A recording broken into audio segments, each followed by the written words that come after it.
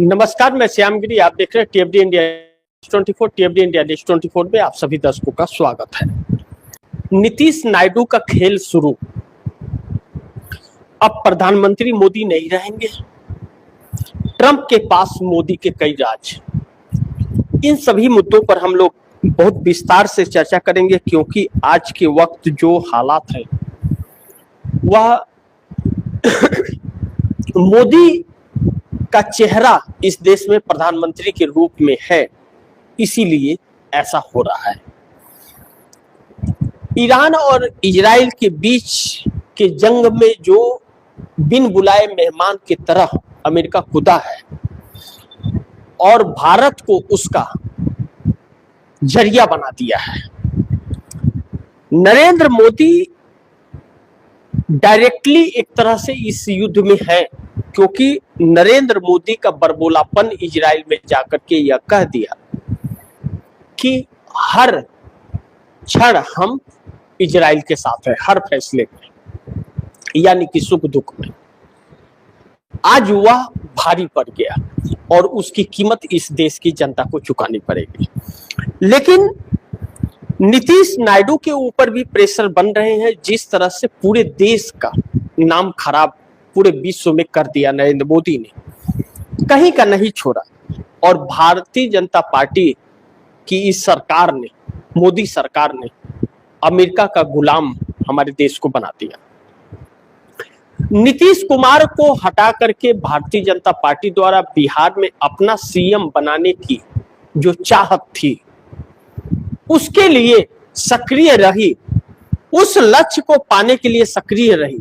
लेकिन देश की साख जो बनी थी उसको लेकर के सक्रिय नहीं रही, उसको लेकर के गंभीर नहीं हुई कभी, बल्कि देश की साख कैसे गिरेगी, देश कैसे बदनाम होगा, देश कैसे बर्बाद होगा, देश कैसे गुलाम बन जाएगा, इस राह पर नरेंद्र मोदी सरकार चलती रही।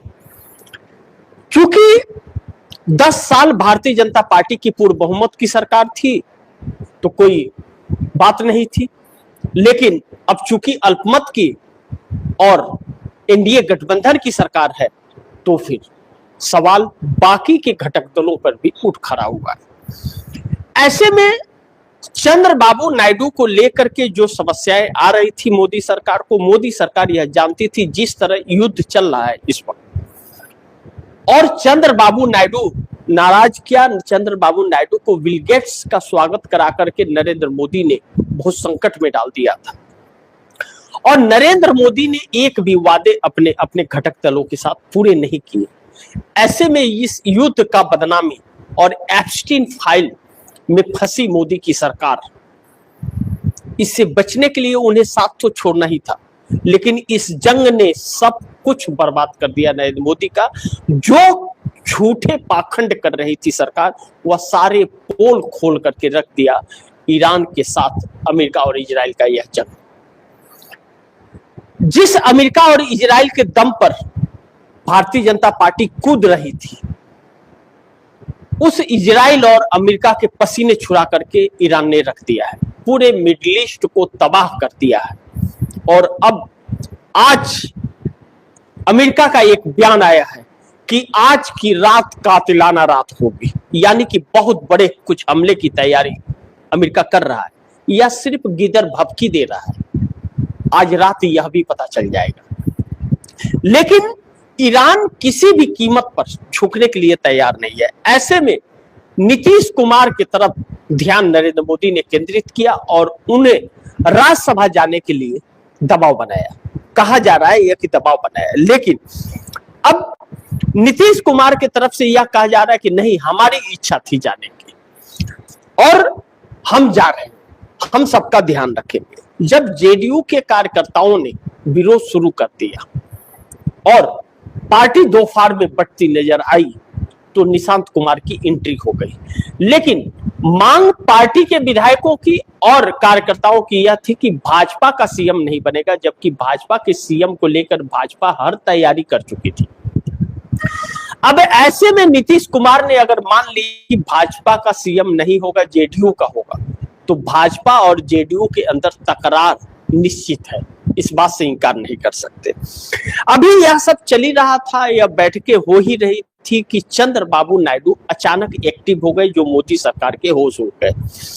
चंद्रबाबू नायडू ने अपने दूत को जब तेलंगाना हैदराबाद के अंदर कांग्रेस के मुख्यमंत्री रेवंत रेड्डी के पास भेजा, जो राहुल गांधी के बड़ी खासम खास माने जाते हैं, यानी कि कुछ न कुछ दिल्ली के अंदर गड़बड़ होने वाला है। लेकिन यहां तक तो बात समझ में आई कि अपने दूत को विश्वसनीय नेता को भेजा था, लेकिन जब नारा लोकेश चंद्रबाबू नायडू के बेटे रेवंत रेड्डी से मिलने, तो यह बात साबित हो गई कि कुछ तो बहुत बड़ा खेल चल रहा है। ऐसे में नारा लोकेश चंद्रबाबू नायडू के बेटे की एक और बयान आई। उस बयान में उन्होंने कहा कि चंद्रबाबू नायडू केंद्र की राजनीति करेंगे, यानी कि चंद्रबाबू नायडू अपने बेटे नारा लोकेश को मुख्यमंत्री का पद देकर, सत्ता सौंप कर केंद्र की राजनीति में एंट्री मारने जा रहे हैं। सोचिए कि नीतीश और नायडू एक ही बार अगर केंद्र की राजनीति में एंट्री मारने जा रहे हैं, तो फिर मोदी सरकार के लिए शुभ संकेत तो यह नहीं हो सकता। और अगर नरेंद्र मोदी ने नीतीश कुमार को डिप्टी पीएम का अगर पद दे दिया, तो चंद्रबाबू नायडू गृह मंत्रालय लेकर के बैठ जाएंगे। अगर डिप्टी पीएम बनते हैं नीतीश कुमार, तो या तो उन्हें गृह मंत्रालय दिया जाए या विदेश मंत्रालय दिया जाए, या फिर उन्हें वित्त मंत्रालय दिया जाए।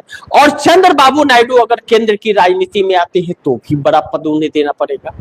भारतीय जनता पार्टी मुश्किलों में है। इस वक्त भाजपा का जो हाल है, नीतीश नायडू का आना कहा जा रहा है कि इसलिए नहीं कि उसमें पद चाहिए, इसलिए कि उन्हें सत्ता से उखाड़ फेंकना है।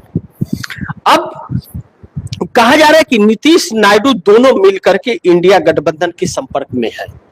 मैं नहीं जानता कि इसमें सच्चाई कितनी है, लेकिन इस बात से इनकार नहीं किया जा सकता कि अगर कांग्रेस के लगातार संपर्क में चंद्रबाबू नायडू बने हुए और यह बयान आ रहा है कि अब आंध्रा की राजनीति चंद्रबाबू नायडू के बेटे संभालेंगे, तो एक बार फिर बीपी सिंह, इंद्र कुमार गुजराल, देवी गौड़ा, चंद्रशेखर सिंह वाला दौर फिर इस देश में आने वाला है कि कुछ दिनों के लिए कोई अलग अलग चेहरा प्रधानमंत्री का होगा। और अब अगर इस तरह अगर बातें चल रही हैं, इस तरह की प्लानिंग अगर नीतीश नायडू की है, तो मोदी का तख्ता पलट होना निश्चित है, इस बात से इनकार नहीं कर सकते। अब ऐसे में नीतीश नायडू का जो खेल शुरू हुआ है, और अब प्रधानमंत्री मोदी नहीं रहेंगे, अब प्रधानमंत्री मोदी नहीं रहेंगे कुर्सी पर, तो फिर ट्रंप के पास मोदी का जो राज है उसका क्या होगा?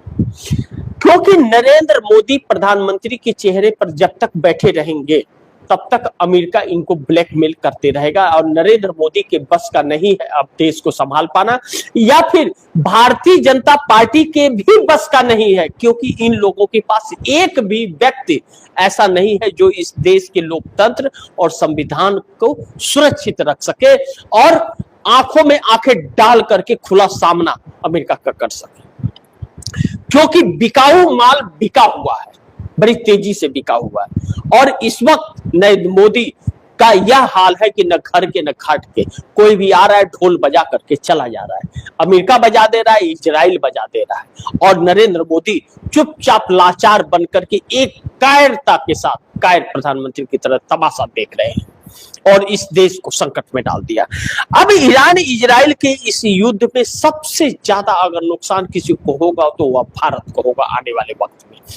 अभी तो सिर्फ ऑयल की बात चल रही है, क्रूड ऑयल की, जो इतना महंगा हो गया और रसिया ने साथ छोड़ दिया। रसिया ने भी मदद करने के लिए मना कर दिया, खुलेआम कह दिया कि हम कोई छूट नहीं देंगे और जो मार्केट रेट होगा उस रेट में लेना पड़ेगा। लेकिन रसिया और चाइना का शिप आने के लिए इजाजत ईरान तो दे रहा है, लेकिन भारत में आने का ईरान देगा क्या इजाजत, जब भारत ने दुश्मनी मोड़ ले ली है ईरान से। अब ऐसे में नरेंद्र मोदी जिस तरह से इस देश को बर्बाद कर रहे हैं और इस देश को 50 सालों पीछे ढकेल दिया, आने वाले कई पीढ़ियों को इन्होंने बर्बाद कर दिया और सबसे ज्यादा 244 लाख करोड़ 240 लाख करोड़ तकरीबन कर्ज इस देश पर लाद दिया है। रुपया 92 को पार कर गया है, लगातार शेयर मार्केट क्रैश हो रहा है। तो इनकी लाचारी तभी भी कुर्सी बचाने की है, क्योंकि जानते हैं कि कुर्सी चली गई तो नरेंद्र मोदी के ऊपर जो केसेस होंगे, नरेंद्र मोदी सजा काटते काटते उनके रोए भी समाप्त हो जाएंगे शरीर के।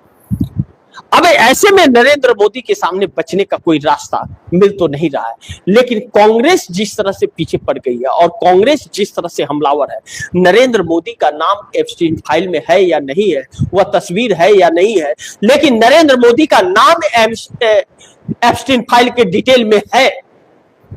और हरदीप सिंह पुरी पेट्रोलियम मंत्री, वह पूरी तरह से लिप्त हैं एप्स्टीन फाइल में। मोदी कब तक बचाएंगे? खुद बचे या खुद बचाए? मोदी का यह हाल और अडानी बर्बाद होते जा रहे हैं और अमेरिका में केस चालू है। ट्रंप खुद को नहीं बचा पा रहे हैं तो वह मोदी को क्या बचाएंगे? नेतन्याहू खुद भाग रहे हैं तो मोदी को क्या बचाएंगे? लेकिन पूरा मिडिल ईस्ट जिस तरह से तबाह हो गया है और पूरा मिडिल ईस्ट जिस तरह से अब अमेरिका का साथ छोड़ता हुआ नजर आ रहा है और ईरान के शरण में जाता हुआ नजर आ रहा है, मोदी किसके शरण में जाएंगे? मोदी की तो न ईरान से दोस्ती और न इजराइल से, बनी बनाई वर्षों की दोस्ती को समाप्त कर दिया इजराइल और अमेरिका के चक्कर में। इजराइल खुद शमशान बन गया है, अमेरिका घुटने के बल है। किसी तरह से एग्जिट प्लान ढूंढ रहे हैं ट्रंप। उनकी साख दांव पर लग गई है। उनकी साख नहीं कहे तो अमेरिका की साख, जो विश्व में सबसे शक्तिशाली देश के रूप में जाना जाता था, वह साख पर लगी है। तो नरेंद्र मोदी को वह कैसे बचाए? बल्कि नरेंद्र मोदी को जितना जलील करना है, भारत को जितना जलील कर सकता है अमेरिका, उतना जलील लगातार करता जा रहा है। नीतीश नायडू को भी जवाब इसके देने पड़ेंगे आने वाले वक्त में, अगर यह सरकार बची रह गई। अब 9 मार्च से पार्लियामेंट सेशन शुरू हो रहा है। 9 मार्च को ही अविश्वास प्रस्ताव पर चर्चा होना है और चंद्रबाबू नायडू अगर इस तरह से मिलजुल कर रहे हैं और नीतीश कुमार अगर आ रहे हैं दिल्ली, तो नरेंद्र मोदी के लिए शुभ संकेत नहीं है। कब कौन सा खेल कर दे, कब किधर पलट जाए। और बिहार में ही पेच फंस किया कि भाजपा का सीएम नहीं बनने देंगे, तब तो जेडीयू 2 फार में बढ़ जाएगी अगर नीतीश ने समर्थन किया तो। और भाजपा नीतीश का बनाएगी नहीं और नीतीश का मजबूरी हो जाएगा बनाना अगर, तो दिल्ली में बची रहेगी। इस बात की क्या गारंटी है? अगर चंद्रबाबू नायडू कांग्रेस के संपर्क में है और लगातार संपर्क में जा रहे हैं, तो इसका मतलब नीतीश कुमार से चंद्रबाबू नायडू की बात जरूर हुई होगी। और अविश्वास प्रस्ताव पर चर्चा बहुत इस सरकार को कटघरे में लाने वाला है, क्योंकि एप्स्टीन पर भी बात होगी, जनरल नरवणे पे भी होगी, अमेरिकी ट्रेड डील पर भी होगी और इस जंग में रुख साफ न होने का उस पर भी होगी। और नहीं सुना क्योंकि स्पीकर को लेकर के यह है, तो स्पीकर पर बात होगी। अगर उस पर नहीं बात हुई तो विपक्ष यानी कि इंडिया गठबंधन मोदी सरकार के खिलाफ अविश्वास प्रस्ताव लाएगा, तो हर चीज पर चर्चा होगी। क्या नीतीश कुमार इस सरकार को बचा पाएंगे? कहेंगे कि नहीं, इजराइल और अमेरिका के साथ जाना अच्छा रहा, ईरान और रसिया से दोस्ती तोड़ना क्या सही रहा? क्या कहेंगे इस बात को? क्या चंद्रबाबू नायडू इस बात को कहेंगे कि वह बिल गेट्स का स्वागत क्यों किए जो एप्स्टीन फाइल में फंसा हुआ था? क्या चंद्रबाबू नायडू यह कहेंगे कि इजराइल और अमेरिका से दोस्ती अच्छी है? क्या कहेंगे इस बात को? बिल्कुल नहीं कहेंगे, बल्कि पीछा छोड़ा लेंगे नरेंद्र मोदी से। नरेंद्र मोदी को उन्हीं के हालात पर छोड़ देंगे चंद्रबाबू नायडू और नीतीश कुमार। मोदी इस समय बहुत संकट में फंसे हैं, लेकिन मोदी ही नहीं, पूरी भाजपा फंसी हुई है और राहुल गांधी की एक एक बात सत्य हो रही है। नरेंद्र मोदी नंगा हो रहे हैं। अब जिस तरह से राहुल गांधी ने कहा, जो जो बातें कही, हर एक बात सत्य होती गई और मोदी फंसते गए। सेम पोजीशन में आ गए हैं मोदी। जो राहुल गांधी ने कही, एक एक बातें सत्य होती हुई नजर आ रही है। नरेंद्र मोदी डरपोक व्यक्ति हैं और लूट खसोट इन लोगों ने किया है। और नरेंद्र मोदी अपने लिए एप्स्टीन फाइल में नाम और गौतम अडानी को बचाने के लिए इजराइल और अमेरिका के साथ हैं। तो ऐसा व्यक्ति देश का प्रधानमंत्री कैसे हो सकता है जो पूरे देश की साख दांव पर लगा दिया और बर्बाद कर दिया। आज से रेट बढ़ने एलपीजी के शुरू हो गए, अब पेट्रोल और डीजल के भी रेट बढ़ेंगे, क्योंकि अगर रसिया ऑयल दे भी रहा है तो बिना छूट के दे रहा है। और अब जो 40 रुपया 45 रुपया पर था बैरल क्रूड ऑयल, वह अब $90 पर चला गया। तो जब सस्ता खरीद करके महंगा बेच रहे थे यह लोग, तो कम नहीं किए जनता के लिए, और अब 45 से $90 पर खरीदेंगे तो 144 करोड़ जनता को वह कीमत चुकानी पड़ेगी। लूट लिया नरेंद्र मोदी ने, इस पूरे देश को बर्बाद कर दिया। अब यह सरकार न घर की न घाट की कहीं के नहीं है। और अब भी अगर नीतीश नायडू को अक्ल नहीं आई तो आने वाला वक्त इन लोगों का चुन चुन के हिसाब करेगा, इस बात से इनकार नहीं कर सकते। ईरान इजराइल का अगर युद्ध यह अगर एक हफ्ते भी और चला तो भारत तबाह हो जाएगा, इस बात से इनकार नहीं कर सकते। तो थोड़ा वक्त बहुत बलवान होता है कहते हैं। अब अगर चंद्रबाबू नायडू और नीतीश कुमार कांग्रेस के संपर्क में, राहुल गांधी के संपर्क में है, रेवंत रेड्डी से संपर्क करना यानी कि डायरेक्ट राहुल गांधी से संपर्क करना, तो इंडिया गठबंधन के संपर्क में तो है। पिछले दिनों अखिलेश यादव भी जिस तरह से मेहनत करते किए और जाकर के अलग अलग लोगों से मिल रहे थे, लेकिन मैंने पिछले कार्यक्रम में भी बताया था कि नीतीश और नायडू को कांग्रेस की सिक्योरिटी चाहिए, क्योंकि कांग्रेस 100 सांसदों वाली है। लेकिन इंडिया गठबंधन के वह घटक दल भी जिसे मोदी तोड़ना चाहते थे, अब कहीं ना कहीं लग रहा है कि वह लोग भी ऐसे फंसे हैं कि अब वह इस मुद्दे पर एक ही रहेंगे, पीछे नहीं हट पाएंगे। और मोदी अगर सत्ता चली गई तो चुनाव आयोग भी सही हो जाएगा और एसआईआर द्वारा बनाया गया मतदाता सूची भी सही हो जाएगा। और अगर मुख्य चुनाव आयुक्त बदल गया, चुनाव आयोग बदल गया, तो फ्री एंड फेयर इलेक्शन हो जाएगा देश में। और फ्री एंड फेयर इलेक्शन हो गया तो सबकी साख बची रह जाएगी और भारतीय जनता पार्टी का अस्तित्व तो समाप्त हो जाएगा, क्योंकि भाजपा फर्जी वोटों के द्वारा जीत रही है। इस बात को बार बार लोग कह रहे हैं। राहुल गांधी ने बार बार इस बात को सत्य और साबित करने की कोशिश की कि नरेंद्र मोदी डुप्लीकेट और फर्जी वोटों से चुनाव जीत करके आ रहे हैं।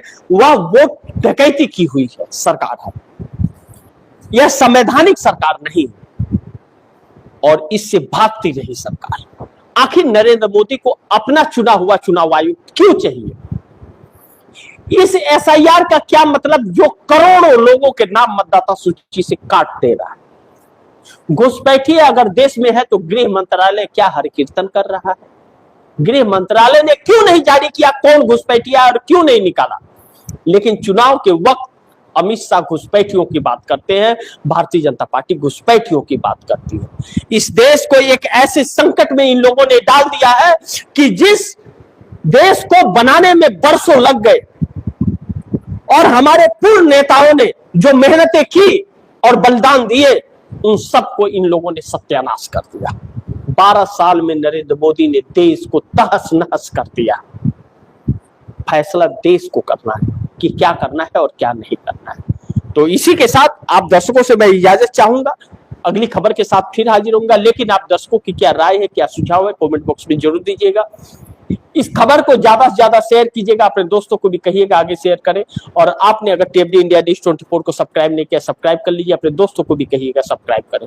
मिलते हैं अगली खबर के साथ, तब तक के लिए नमस्कार।